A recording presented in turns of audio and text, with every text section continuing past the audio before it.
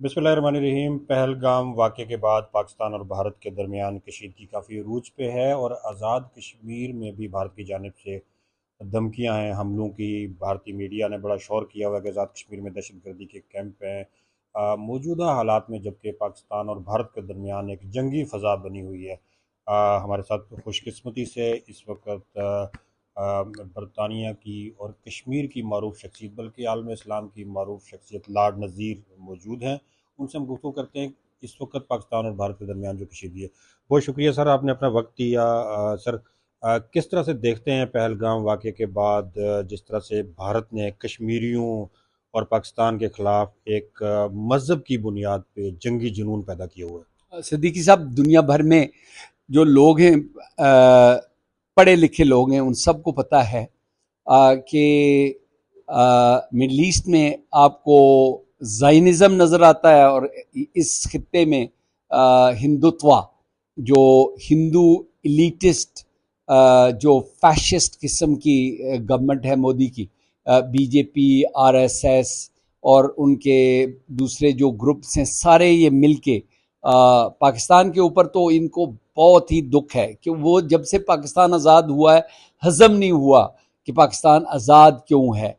और अब तो बांग्लादेश की भी जो नई गवर्नमेंट है उसकी वजह से इनको तकलीफ़ है। तो कशीदगी बहुत ज़्यादा है, बल्कि मुझे तो बहुत सारे दोस्तों ने इंग्लैंड से फ़ोन भी किए। लोग यहाँ पे भी कहते हैं जी कि जंग छिड़ सकती है, न्यूक्लियर वॉर हो सकती है, और आप यहाँ से चले जाएं। मैं तो खैर सच्ची बात यह है कि मैं तो बहाना ढूंढता हूँ कि अगर शहीद होने का कोई मौका मिले तो मैं डेफिनेटली कभी डरता नहीं हूँ। एक दफ़ा गाज़ा गया था और गाज़ा साइप्रस से एक बोट के ऊपर, तो मुझे याद है कि बोट के ऊपर खड़े होके जब इसराइली गनशिप हमें चैलेंज कर रही थी कि आप वापस चले जाएं, यू कैन नॉट गो, तो हमने उनको कहा कि ये इंटरनेशनल वाटर्स है, वहाँ पे आपकी कोई जुरिस्डिक्शन नहीं है, ना ही आपकी कोई लीगल पावर है। यहाँ पे ये मेरा मुल्क है, ये मेरी अपने घर है, मेरे बाप दादा का घर है, मेरी सारी फैमिली, दोस्त, आप जितने भी मुजफ्फराबाद, रावलाकोट से लेकर भिंबर तक, मीरपुर, सारे जितने डिस्ट्रिक्ट हैं, बीच में ब्यूटीफुल बाग भी है, जितने इलाके हैं इसमें अपने लोग हैं। तो मैं कभी भी डर के मारे कहीं नहीं जाऊंगा। मैंने ये देखा है सिद्दीकी साहब कि एक तो यहाँ के लोग जो हैं उन्होंने हिंदुस्तान को सीरियस किया ही नहीं है। लोग हंसते हैं, बल्कि उन्होंने जोक बनाए हुए हैं। मेरे कुछ अपने जानने वाले हैं, उन्होंने जनाब वो वीडियो स्टार्स बन गए हैं। वो जो है उन्होंने तकरीरें, और जिस सुल्तान राई वाले के मोदी निकला देखते हैं तो यानी लोग जो है ना वो बड़ी दिलेरी के साथ वो कह रहे हैं कि दे आर नॉट अफ्रेड, वो डरते नहीं है। तो मोदी भी जो समझता था कि यहाँ पे घुस के आएगा और ये करेगा वो करेगा, उन्होंने रियलाइज़ किया है कि इतना आसान नहीं है घुस के आना। पहले भी जो वाक़या हुआ था उस वक़्त तो उन्होंने 4-5 दरख्त शहीद किए थे, और फिर उन्होंने जो टी पार्टी हुई थी उनके पायलट के साथ, पाकिस्तान की सो मेनी डिफरेंसेस आप कर सकते हैं पॉलिटिशियंस के साथ भी और आर्मी के सरबराहान के साथ भी। लेकिन एक बात मैं आपको बताऊं, पाकिस्तान की फ़ौज भी प्रोफेशनल फ़ौज है, और एयर फोर्स का तो कोई यानी मुकाबला ही नहीं है किसी का। तो फ़ौज हो, एयर फोर्स हो, नेवी हो, ये सारे के सारे प्रोफेशनल लोग हैं, डरने वाली कोई बात नहीं है। ईरान जैसे मुल्क ने, बल्कि तुर्की जैसे मुल्क ने खुली सपोर्ट भी की है, ईरान ने भी सपोर्ट, यानी मुसलमान कुछ लोगों ने। और सबसे इम्पॉर्टेंट मैं समझता हूँ वो है चाइना की सपोर्ट।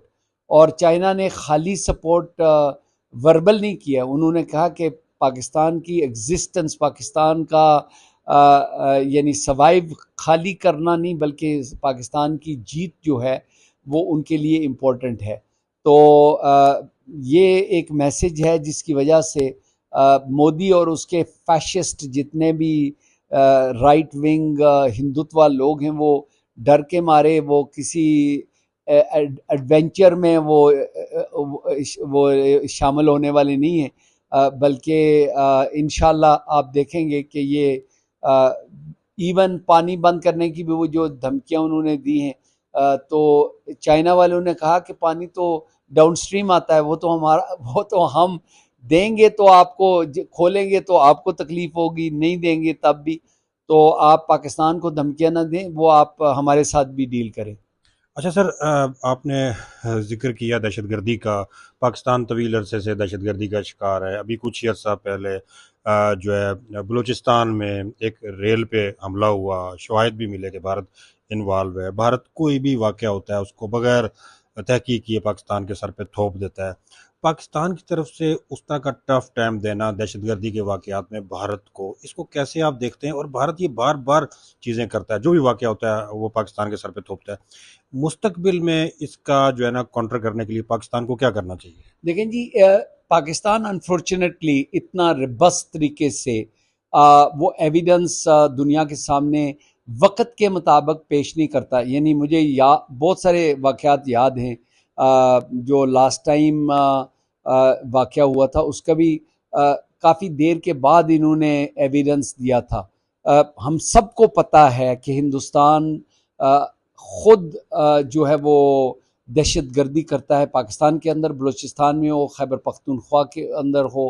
पाकिस्तान में इंस्टेबिलिटी कायम करने के लिए हिंदुस्तान कोई अपॉर्चुनिटी वेस्ट नहीं करता, और उन्होंने यहाँ पे भी और यानी आज़ाद कश्मीर में तो अल्लाह का शुक्र है कि उनको मौका नहीं मिला, लेकिन दूसरे इलाकों में वो अपनी हर मुमकिन कोशिश करते हैं पाकिस्तान को बदनाम करने के लिए। इंटरनेशनल फोरम्स पे हमेशा हिंदुस्तान ने जो है वो बुरी बातें की हैं पाकिस्तान के हवाले से। अब तो अल्लाह ने पाकिस्तान को मौका दिया है कि वो सिक्योरिटी काउंसिल के अंदर नॉन परमानेंट मेंबर एज वो उसमें मौजूद हैं।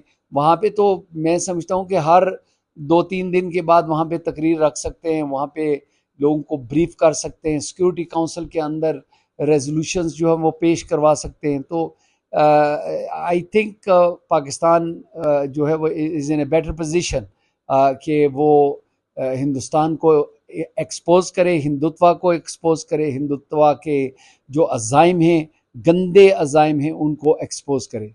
सर आखिरी सवाल पूछूंगा, चूंकि आपका बड़ा अहम किरदार रहा है मसला फ़लस्तीन को उजागर करने में, इसराइल के ख़िलाफ़ और इंडिया के कश्मीर मुजालिम के ख़िलाफ़। इस दफ़ा बिलखसूस हम ये चीज़ महसूस कर रहे हैं कि इंडिया में इसराइली परचम और इसराइली हमायत, और फिर यह कि फ़लस्तीनी परचमों की तौहीन, इंडियन इवन इंग्लैंड में भी जो प्रोटेस्ट हुआ उसमें इसराइली झंडे इंडियन मुजाहिरीन ने उठाए हुए थे, और इस तरफ पाकिस्तानी मुजाहिरीन ने फ़लस्तीनी परचम उठाए हुए थे। इसराइल की इन्वॉल्वमेंट इस खित्ते में आप किस तरह से जो है ना देखते हैं? और उम्मत मुस्लिमा जो कई जगहों भारत की सपोर्ट करती है, उसको किस हद तक ये बात बताने की ज़रूरत है कि इंडिया कहाँ खड़ा है? पहले तो दुख वाली बात है कि मुसलमान जो नाम के मुसलमान हैं, ये मिडल ईस्ट के अंदर जीसीसी कंट्रीज़ के जो लोग हैं, वो हिंदुस्तान को शायद वो बॉलीवुड, भांगड़ा और उनकी वो औरतें जो हैं उनके डांस की वजह से, क्योंकि उन्होंने कल्चर वहाँ पे बहुत सारा इम्बेडेड किया हुआ है इन इलाकों के अंदर। लेकिन ये जो हिंदुत्व और ज़ायनिज़म जो हैं वो भाई भाई हैं, और वो इस्लाम के भी ख़िलाफ़ हैं, पाकिस्तान के भी ख़िलाफ़ है, वो मुसलमानों के भी ख़िलाफ़ है। तो इनका जो आपस में गठजोड़ पहले से है, और हमने देखा है कि इसराइल की जो इंटेलिजेंस सर्विसेज है वो मकबूजा कश्मीर के अंदर वो काम करती रही है। मैंने और आपने नोटिस किया होगा, मैंने तो डेफिनेटली नोटिस किया है, यहाँ पाकिस्तान के अंदर भी इसराइली एजेंट्स जो हैं वो काम करते रहे हैं। मैं ये इसलिए नहीं कह रहा हूँ कि यहाँ पे किसी को बदनाम करने के लिए कहा जाता है ये इसराइली एजेंट है, नहीं। अगर आप देखें वो जो डेलीगेशन, 2-3 डेलीगेशंस वहाँ पे अपीयर हुई हैं। एक दफ़ा जर्नलिस्ट जो हैं वो उनकी डेलीगेशन, उनका वाज़िया तौर पे मैंने फेसबुक पे भी शायद आपने देखा होगा, मैंने लगाया था कि कोई जर्नलिस्ट जो है वो पाकिस्तान से वो गए हैं, तो ऐसे तो नहीं उड़ के वो चले जाते हैं। यहाँ पे तो इस पासपोर्ट से आप ट्रैवल भी नहीं कर सकते हैं, और उनकी जो अरेंजमेंट्स की है वो किसी ने की है ना, वो लोग हैं ना, वो एजेंट हैं जो पैसे उनकी ट्रैवल अरेंजमेंट्स, उनको ब्रीफिंग, ये सारा कुछ। अब रिसेंटली वो जो एक वज़ीर साहब थे मुशर्रफ की हुकूमत में उस वक़्त, वो एक डेलीगेशन लेके हिंदुस्तान सॉरी इसराइल में गए हुए थे, और उनका एक गंदा सा इंटरव्यू था अमेरिकन मीडिया के सामने, जो वो कह रहे थे कि हम यहाँ पे आए हैं और हमने देखा है और पता नहीं क्या क्या। ये लोग सिंपथाइज करने के लिए उनको तो इसमें बहुत सारी चीज़ें जो इसराइल करता है वो लोगों को ब्रेन वॉश करने के लिए, जहाँ पे वो ब्रेन वॉश कर सकते हैं वो करते हैं, जहाँ पे लोगों को खरीद सकते हैं, सियासतदानों को खरीद सकते हैं, यानी ए पैक जिस तरह अमेरिका के अंदर, इस तरह हर मुल्क के अंदर पैसा उनके पास बहुत है। ज़ायनिस्ट जो लोग हैं उनके बैंकिंग और इसमें वो एक्सपर्टीज़ है, वो लोगों को पैसे से भी ख़रीदते हैं, और फिर जो पैसे से नहीं तो वो अपनी बेटियां और वो लड़कियां भी ऑफर कर, यार बहुत सारा गंदा किस्म का उनका रोल है। जिस किसी ज़माने में सोवियत यूनियन का सुनते थे कि उन्होंने जनाब खूबसूरत रशियन लड़कियां भेज के तो किस लोगों को जो है वो परसुएड किया है उनको ज़हनी तौर पे। ये इसराइल भी ऐसे ही करता है, और इसराइल जो है वो हिंदू फंडामेंटलिस्ट जो स्पेशली एक्सट्रीमिस्ट जो हैं उनको रिक्रूट करके, अगर आपको याद हो कि इस सारे गज़ा के अंदर उन हिंदू लड़के भी वहाँ पे उन्होंने वीडियोस भी बना के वो डेड बॉडीज शहीद जो हैं उनके साथ बैठ के उनके ऊपर खड़े हो के गंदी हरकतें करके उन्होंने वीडियो बना के उन्होंने सोशल मीडिया के ऊपर चढ़ाई थी। तो इनका गठजोड़ पहले का है। दुख होता है कि मुसलमान जो हैं, अरब स्पेशली मुसलमान जो हैं वो सोए हुए हैं, डिविजन्स हमारी काफ़ी हैं, चाहे वो लेबनान के अंदर हो, सीरिया के अंदर हो, या फ़लस्तीन के अंदर जो जुल्म इसराइल ने और इसराइल के साथी अमेरिका ने जो करवाया है, ये इसका अल्लाह ही इनको सज़ा देगा। इन्न बत्श रब्बिक लशदीद, अल्लाह की पकड़ बहुत सख्त है।